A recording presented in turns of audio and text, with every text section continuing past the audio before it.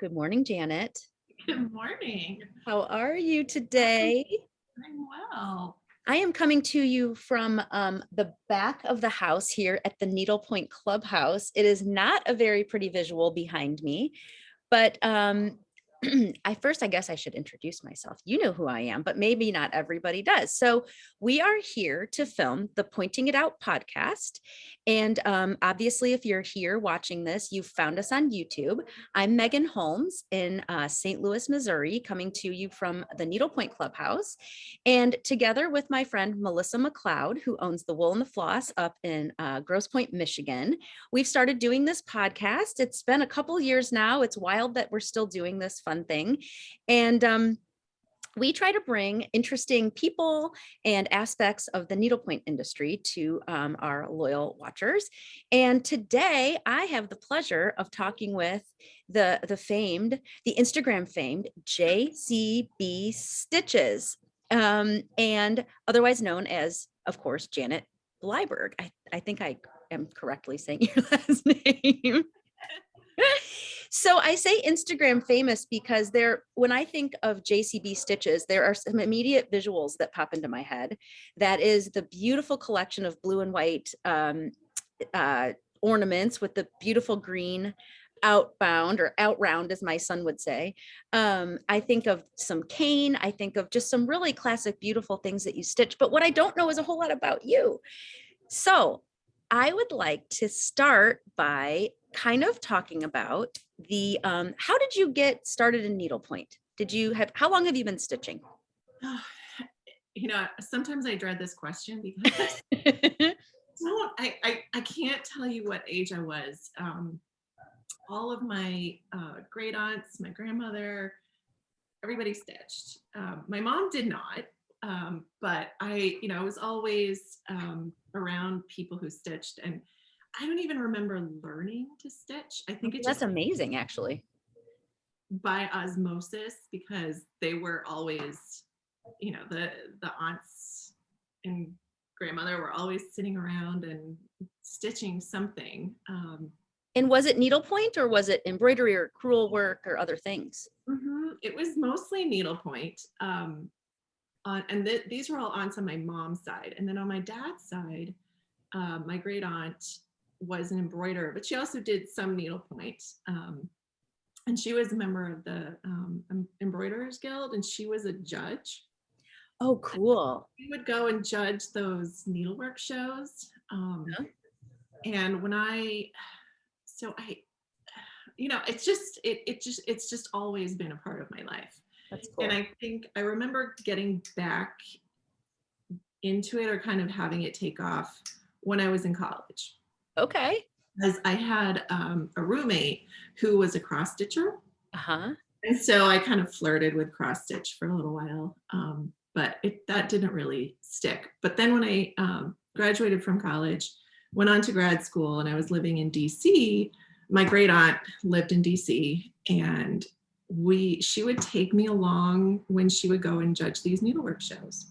Oh my gosh, how cool. There's a really famous needlework show that's still going on at a historic house called Woodland and Woodlawn, and it's out near Mount Vernon in Virginia.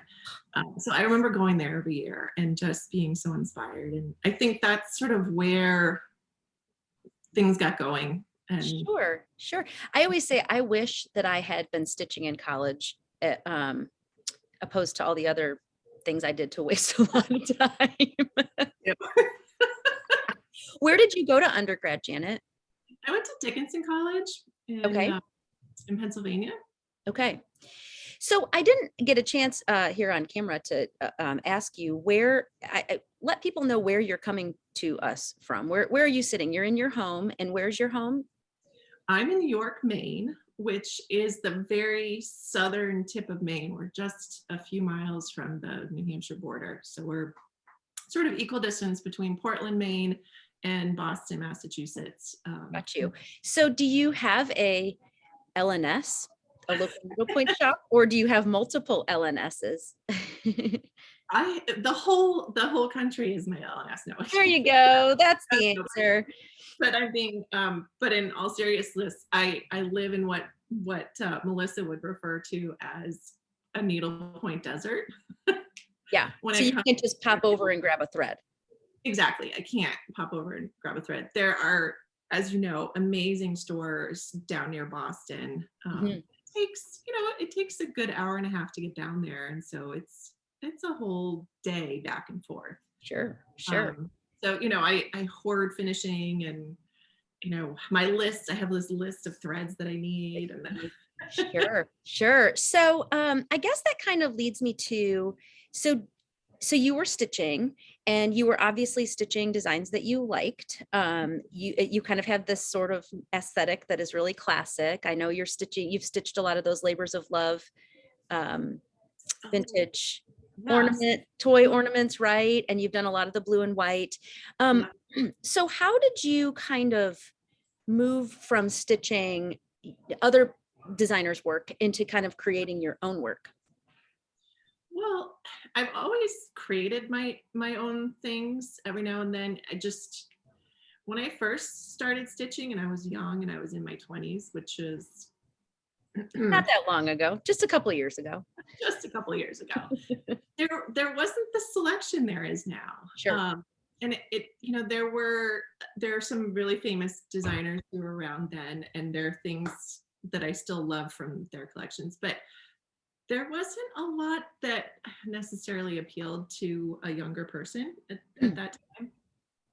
And I wasn't stitching stockings. I didn't have kids, and Right. so I stitched or designed a couple of pillows back then, Okay. which I've actually never, they're stitched, but I've never had them made into pillows, which Oh, you should. they're pretty cool. Um, and then the cakes kind of were the next. I've always added things to canvases, like they're either initials or change something. Sure. Change colors or stripes or Yeah, yeah, sure, exactly, sure. exactly. So do I recall, and I might have this totally screwed up, but doesn't the cake kind of, did you do the cake or remember? So I remember Alexandra Martin, the millennial needle pointer. Is that her? She had a cake. Did you do the cake? Did she do the cake? How does that whole wedding cake So, thing go? so when my cousin got engaged, and I said, I want to stitch something for you for your wedding, and you can, whatever you want. Do you want a ring bearer pillow? No. And she said, I really want an ornament, because I want Oh, to have something you're like, that okay, great. I don't have to stitch a pillow. That sounds wonderful. yeah. But then I started to look for things that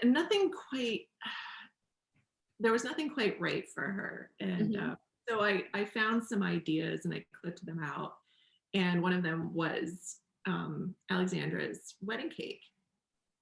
And I said, okay, here's some ideas. And she's like, I want that. I want that wedding cake. So I was like, Alexandra, who is the designer for that? She's like, I just made it up. She's like, Yeah. something similar out there. And I just, so I looked around. I mean, I did a deep dive. I was Sure. like Googling needlepoint wedding cake, trying to find anything that I could. And so I was like, gosh, I'm just going to do it. And I said, Alex, are you okay with this? She's like, totally. That's absolutely fine. Yeah. And it took me a while to figure it out, because just in terms of spacing, and I had to come up with a whole lettering alphabet that would fit in there, and to Mhm. get the size right. And I posted it on Instagram. And I think this happens a lot. And then other people said, oh, can you do one for me? I was like, Yeah. sure. So I did a couple, and then a couple became a list of 50, and then a list of 100. And I was like, I can't Do this. do this anymore. And I was trying to figure out how to make it marketable in a mass market kind of way. And I don't mean mass market, but I know what you're saying. So more accessible to more people. Sure. Exactly. And so I was sort of chatting with Joanna about it, and she said, well, we could do a couple of different things. So she really helped work through it with me, coming up with 3 colorways to start, the 3 popular colorways that I was kept getting Requests. for. And then accompanying a chart so that people could add their own personalization. But they can do anything they want. Right. So in case people are just joining us, or you for some reason have missed it, I don't know how they could have, but Janet is referring to Joanna, who is the mastermind behind the Plum. Well, it's Plum Design. I know her as the Plum Stitchery, but it is now Plum Design to be official. And Joanna has many now, I don't even know if I can count them all in one hand, artists who she represents in the needlepoint world, and helps them to distribute. So mass produce, as kind of to your point, and distribute their designs. And so how awesome did you feel when Joanna said, well, I'll help you do this and I'll help you? I mean, Joanna's like a queen, and she doesn't take that compliment very easily, but she's amazing. She's a wonderful human in this industry, and she's really a good businesswoman. And so I bet you just felt like, oh my gosh, I've got something exciting here. Well, she's become a friend through Instagram, and I've always gone to her for advice on stitching various projects that I'm working on. And I've learned some things about the business from her. And I'm so grateful for that, because honestly, I would not have known where to start. And I still don't really understand the ins and outs of it. And I knew enough to know that I couldn't do that on my own. So. Sure. Well, and frankly, it probably wasn't, I don't know how to say this, kind of worth your time to just launch 1 or 2 designs, right? So right? So you kind of needed to, in some ways, maybe in this industry, be under an umbrella. It just makes more sense for your business model. And, there are some people in the industry who are doing this very well, like KCN has a group of artists, and Joanna, there's a lot of people who represent a lot of different artists. But so I don't mean to give Joanna all the props, but the truth is you are working with Joanna. So that's why we're talking about her. So the wedding cake design comes first. Ish, I guess. And then, so the next thing I think about when I think about JCB Stitches is the buoys. Am I right or not? No? Yes? Is that the next thing, or is that? That's the next thing. Yeah, that was, again, one of those things where I was like, oh, you know what? Little buoys would be really cute. I should just paint some of those. And so I started painting them for myself. And then I painted up a whole bunch for our Stitch Club group down here. Oh, fun. Yeah. Yes. And I, gave one to everybody for Christmas. And then again, they just took off from there. And so you've now in that grouping, and again, people can go to the Plum Stitchery and click on, I think the way she is like collections and artists. And so you can see all of Janet's body of work, but the buoys are individual ornaments. You've also got a scissor case, I think, right? And there's that was a custom piece, but that might be something that we come out. Oh, okay. So that, I'm sorry. For some reason I had that in my head that was part of the collection, but stay tuned on that one, right?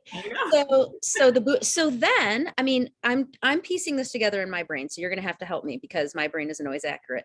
My observations, but so then does the collaboration come with Sarah Truxas of SCT with the buoys? Is that kind of, or is the cart before the horse, or kind of clue me in on that? Because Sarah's another wonderful inspiration in the needlepoint industry. Exactly. And Sarah Truxas, who's SCT Designs, she and I were messaging back and forth on Instagram, and we figured out that we actually used to work together.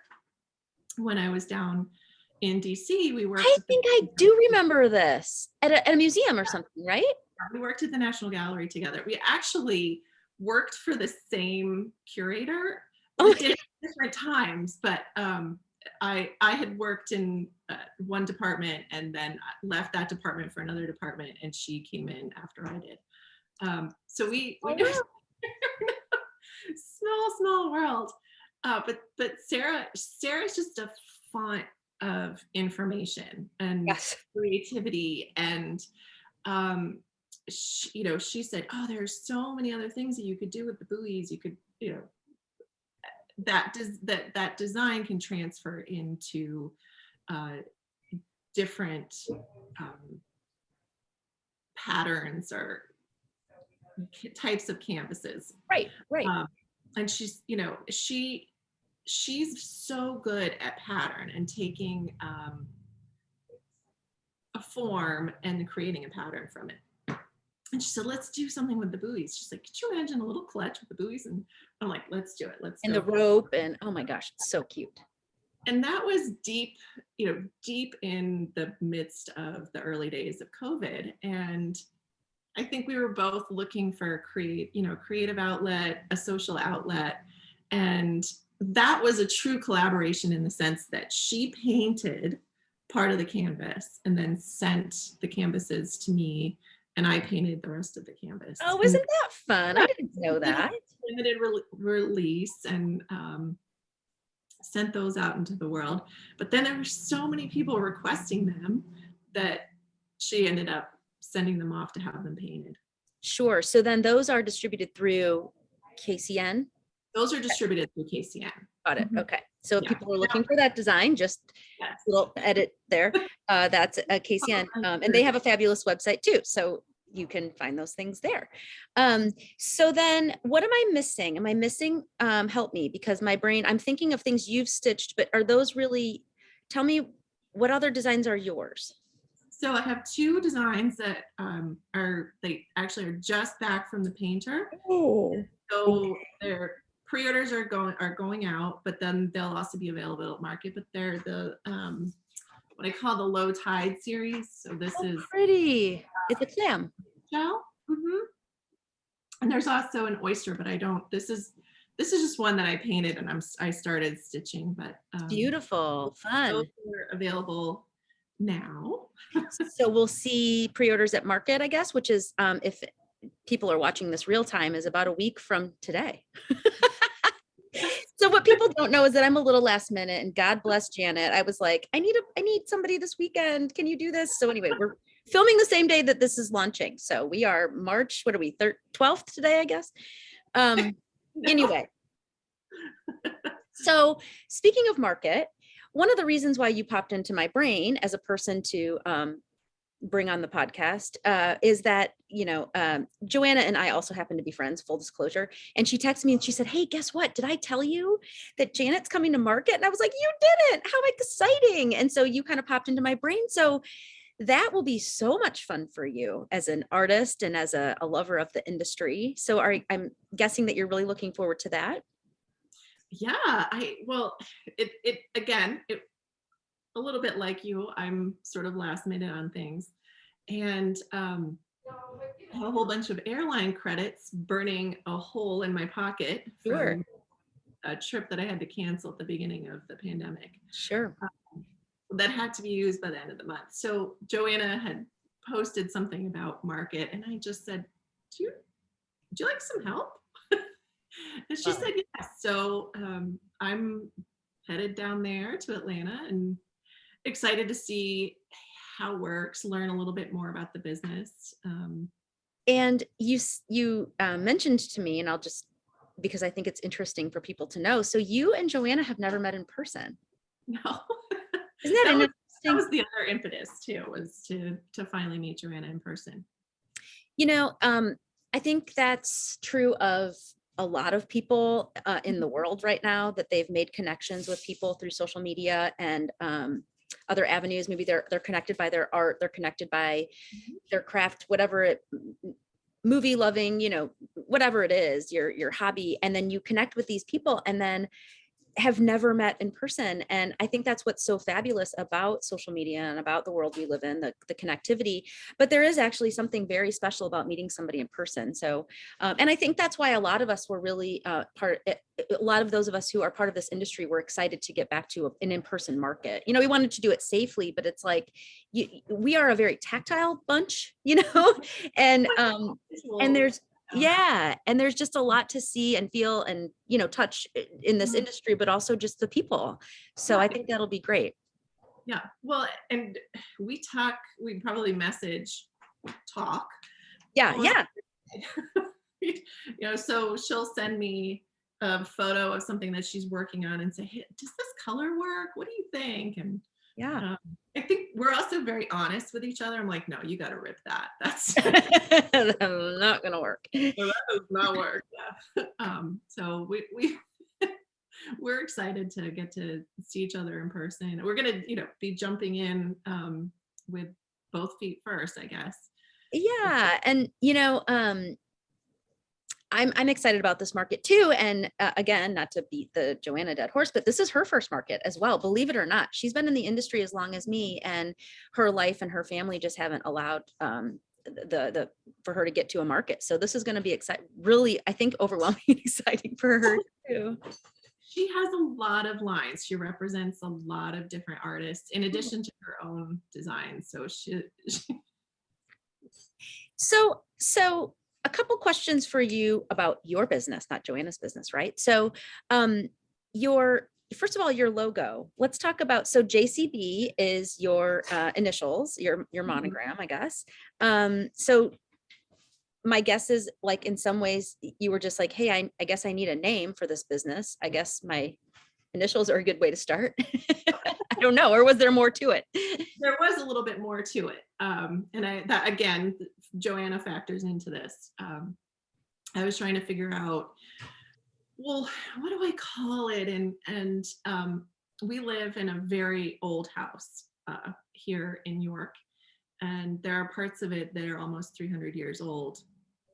And there's a tremendous amount of history about this house. And in fact, this room that I'm in is the original house. It would have been just this one room.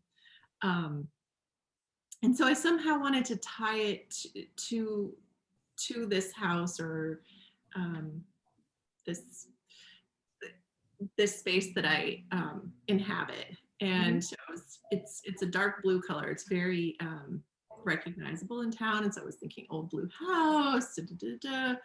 And then my husband reminded me that there is this wonderful mark that was used by one of the women who owned this house. And unfortunately, we know that the original house on this spot was destroyed in a French Indian raid in 1692, and it was burned to the ground. And the husband and I believe one of the sons was killed in that raid. And so the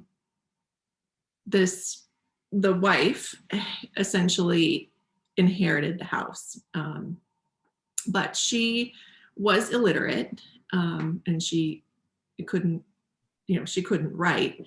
But in the official documents, a lot of times when people were illiterate, they had a personal mark that they would use to sign any official documents, and hers was the swan mark. Oh my gosh, how beautiful. My husband had scanned that mark from the original deed of the house, and he cleaned it up in Photoshop, and he's like, because I was imagining making stationery with that mark on it. Yeah.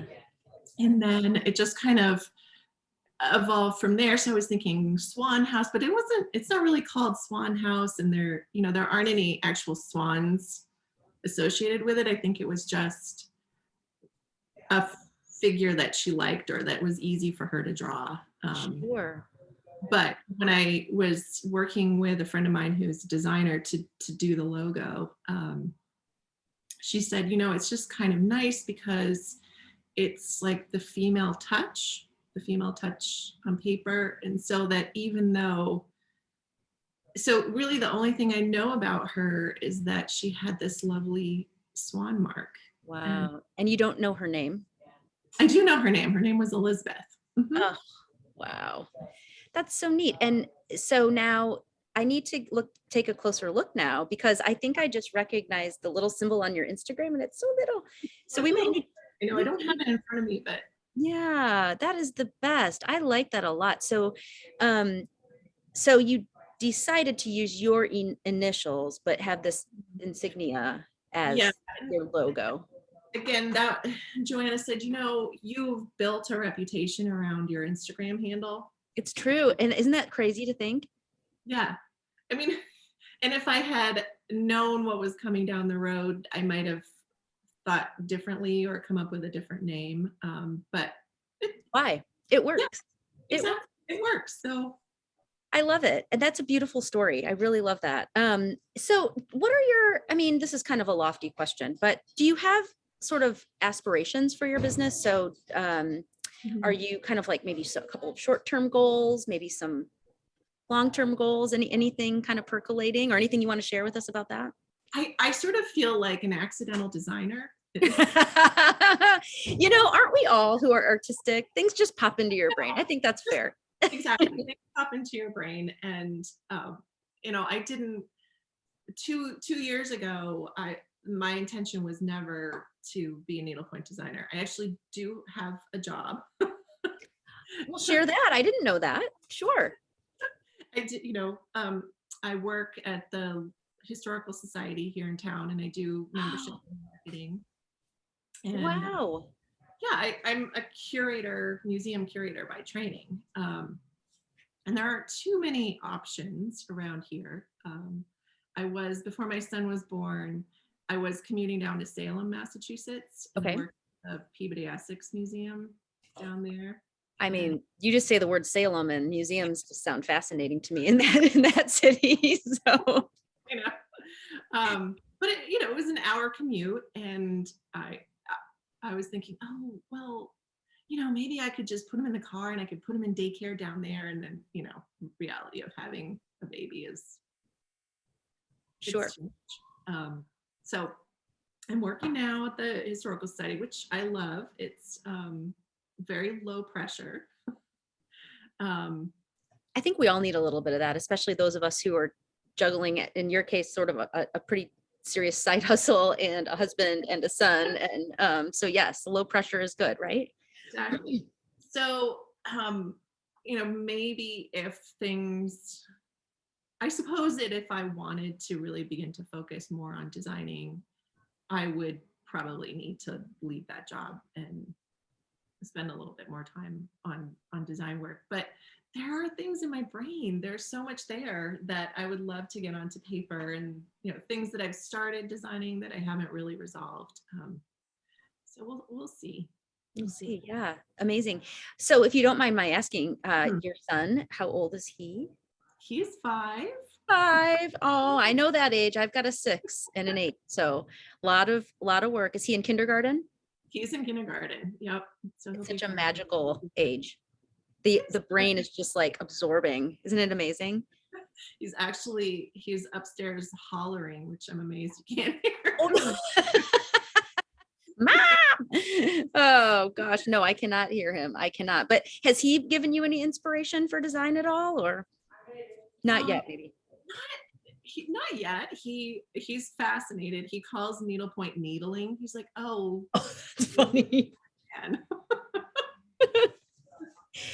Actually, I take that back, because the shells really come from him, because we live on the coast of Maine, spending so much time on the seashore, and he's always, his pockets are always full of rocks. Love that. I have to remember to go And to the sand and dirt.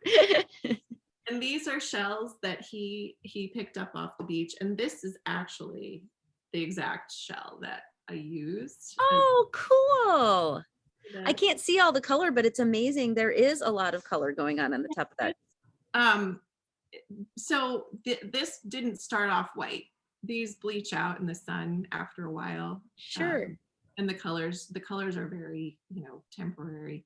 But when they first come out of the ocean, actually I've got some up on the mantle that he found that are more of the gray colors. Sure.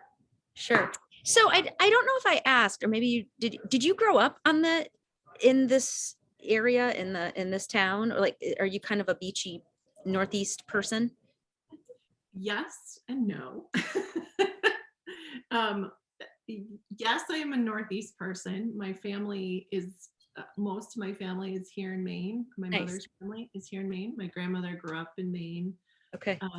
I like to joke that I'm the third generation of women in my family to get their husband to move to Maine. Oh, very good. Good for you. But I didn't grow up here. My dad was a banker, and we lived overseas, and so we moved around a whole lot. Where? What country, or many countries? We lived in Iran when I was really little. Wow. And Bahrain, which is an island in the Persian Gulf. Uh-huh. And then in Hong Kong, and finally in London before we moved back to the States. So did you collect any language from any of those places? Actually, when we lived in Iran, I actually went to an Iranian school. And so I had a half day in English and a half day in Persian. Oh, But wow. I know words, and if I hear Persian or Farsi being spoken, I can pick up some words. But I was the age that my son is now, and so there's not a whole lot of retention. Sure. No, I understand. I just wasn't sure what age or how long, but that's kind of amazing. And the cultural influences too. Do you feel any of that at all? Sort of any of those things? Yeah. Absolutely. Definitely. We spent the most time in the Middle East, so that to me is, the Middle East is, it's a very special place for me. I know politically it's very charged, and it's a very different place from what it was when I was growing up. And Just a couple years ago, right? Yeah, in the 70s and 80s was different. Yes. a very different place. Yeah. We lived in Iran before the revolution, so obviously there's huge changes. Sure. Oh, how fascinating. Yeah. Do you ever want to go back, visit? I would love to go back and visit. Sure. I just don't. I think traveling in the Middle East is very tricky. Sure, of course. I've been back to Hong Kong, and I've been back to London many, many times. Yeah, that's a how do we say, maybe just an easier place to visit. So I can see why that's the case. Yes. Yes, of course. Yeah. So what is on your mind as far as needlepoint? So what's on your needle right now? What are you stitching? Well, aside from your own design there, do you have any works in progress or anything kind of itching to stitch? I didn't mean to have that sound so cheesy. Not to make this the plum stitchery show, but I just yeah. Oh yeah. Just finished. Oh, the Delft houses, right? Yeah, the little Delft houses. So they're so cute. So these are just about ready to go off. What will you do with them? These are going to be stand-ups. Oh, do you have a final resting place for them? A mantle or a windowsill or a shelf? Or I was thinking that most of the year they could live in our bedroom. We have a mantle in our bedroom, but then I was thinking at Christmas time it would be really fun to have greens and have the right. Oh, what a good idea. I love that. Some lights maybe and interspersed. Exactly. And then I also just finished the Pippin root. Those are darling. Yes. And those you'll do those as kind of little card stand-ups too for the dining room table. How wonderful. I love that. I'm trying to think beyond ornaments as much as I love. You know what's so funny? And again, not to make this about me, but because it's about you, but I have to think outside of pillows. That's where my brain, and everyone's like, why don't you do little things? And I'm like, okay, so I have not mentioned that yet. I have pillows, lots of pillows. So you will meet Don Lynch of Associated Talents when you go to market, and he better give you a big giant hug. Maybe he needs to buy you a drink. I don't know, but that revived the cane in such a major way. It was like this like blue and white cane revolution. So funny. So I originally bought this canvas when I was still, I think I was still living in DC. Okay. Because we were living in DC before we moved up to Maine about Okay. 10 years ago. So Right before you dragged your husband up to Maine. Yeah, before I dragged my husband up to Maine. So that just goes to show how long ago that was that I stitched this. So, and what were the original colors, blue and white? Yeah, Okay. these are the colors. I stitched them exact. So I have a thing for blue and white. So I have this. Yes, that's Associated Talents too, isn't it? Too, yeah, yep. So I bought both of these, I think around the same time at the Point of It All shop. Sure. Susan Battle is Yes. the owner there. And I stitched them. I hadn't even thought to post them on Instagram because they're just, they've been part of my house for so long. And so I just, posted the cane randomly, and little did I know. I mean, first of all, so it resonated with me when I saw it. I think I reposted it and I was like, isn't this beautiful or something? And then literally it was like, whose is that? Where did that come from? Ah, ba, ba, ba, ba, ba, ba, ba, ba. And Don's like, oh my gosh. I mean, I don't think he was expecting the deluge of blue and white cane madness that was to ensue. But it's still happening. So, now there's a clutch that the Two Sisters line is doing. Yeah. Darling, I got it. We sold it. I ordered it again. There's the frame, which is beautiful. And so what's funny? So and then cane has kind of come back as sort of a, I don't know, what would you call it? Kind of having a resurgence in home decorating, I guess. Yeah, I think so. I mean, it's one of those classic things. I actually did a little research on caning because I was curious where it originated, and caning goes back to the ancient Egyptians. And is that right? Yeah, and there's some form of caning, and it was super popular. I would say late 18th century, 19th century. You see a lot of furniture with caning on it, and actually my husband can repair caning. He does gun caning. I know. So my mom said to me the other day, she said, oh, because we have this little cane clutch that we showed on something. Yeah. And my mom said, she said, oh, she messaged me and she said, that reminds me of your grandpa. He used to her grandfather, my great grandfather did cane work. And that would have been like in the 20s, the 1920s, 30s, something right in there. So yeah, so I'm kind of fascinated by it too. I'll have to learn more about your research.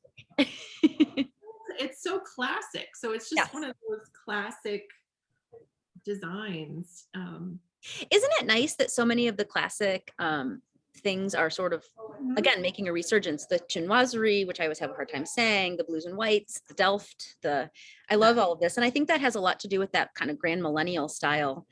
You think? Yeah. So this pillow was stitched probably 30 years ago by my great aunt. Is that a cane? Didn't bring glasses. Is that caning in the edges there? No. Well, but it's the Chinwasri, it's that classic blue and white Chinwasri. And I can't remember who it was. And I was trying to find out. I know whose design that is, I think. I was going to say it's still produced. Yeah, I think it's Lee. I think it's Lee. I think you're right. Mm-hmm. From Colonial Needle. It's beautiful. Yeah, exactly. And I just, she probably stitched that 30, maybe even 40 years ago. Oh my gosh, what a beautiful collection of blue and white pillows you have. I'm very jealous. But the other, pardon me? When you say you have a thing for pillows, I do. And then I want everything to be a pillow. I want like all, and then I think to myself, that saying, this is why we don't have nice things, because I have a 6 and an 8-year-old in my house, and there's peanut butter everywhere, and there's a dog, and I'm like, I can't, what am I thinking? So it all lives here. Someday it will live in my home. But really quickly, I'm sorry, I digressed and now I want to revert back. But so all of that stitching, I think, based on just not having glasses on and just is all basket weave stitching, isn't it? Tent stitching? Basically, yeah. I mean, I throw in some other stitches. I'm not a huge, like I think this is called corduroy. Is that called Yes, corduroy? I Yeah. think so too. Hmm. I don't even know what the names of these things are half the You time. know, I often don't either. I have to for my job, but I oftentimes will just look for a photo that I like and kind of emulate the stitch, and I have no clue what it's called. Um, Exactly. is that kind of how you work your stitching too? I'm like, oh yeah, I like that. I think I can figure it out. And Stitches to Go is great because Ah, it's just best book simple, ever. straightforward. I like full coverage. Like, Yes. Yes. it's really Suzanne Howren was on the podcast, and I wonder if she'll be at market, but she's, yes, one of the two women who I had her sign my copy. well. Now I have to bring it with me. Do it in case I don't know. I'll have to find out if she's going to be there, but she's amazing. She unfortunately lost her partner, Beth Robertson, I think is her last name. But so Stitches to Go is a fabulous book. And I think what's great about it is the needle position. Do you find that? So it's like up one, down two, up three, and that there is very helpful for my brain. Sounds like it is for yours too. Yeah. And I don't, occasionally I will throw in some stitches, different stitches, but not, I just, what I like, I love thread and I love color and I love figuring out shading and how colors go together. Oh, I And forgot you've stitched those little fruits and vegetables. Oh, yes, is that the cherries? Yeah. cherries, and it literally just came back from the finisher. Oh, So how darling. What's on the back? Is there anything fun or just basic? Yep. yeah, just Pretty. um, yeah, because That's I don't really, since I can't usually go into the store and look at fabrics and stuff, I actually know, like I've gotten to the point where I'm like, oh, the lime peel velvet. Uh, well, so we've moved from the plum design PSA to the Colonial Needle Company PSA because those are the silver needle mhm, vegetable ornaments and excuse me, fruit and vegetable ornaments, correct? And mhm. you've done more than just the cherries. You've got several of them, don't you? Yes, I have the strawberries that you were like, Janet, you need these. Yeah. Is that what I don't remember, but yes, probably. Wednesday, I think, and you're like, Janet Blyberg stitching these, and I'm like, I don't have those. You're like, you need them. Those are the easier. But yeah, I've slowly, this is sort of my pandemic project. I've been slowly working through all of the silver needle fruits and vegetables. What will you do with those?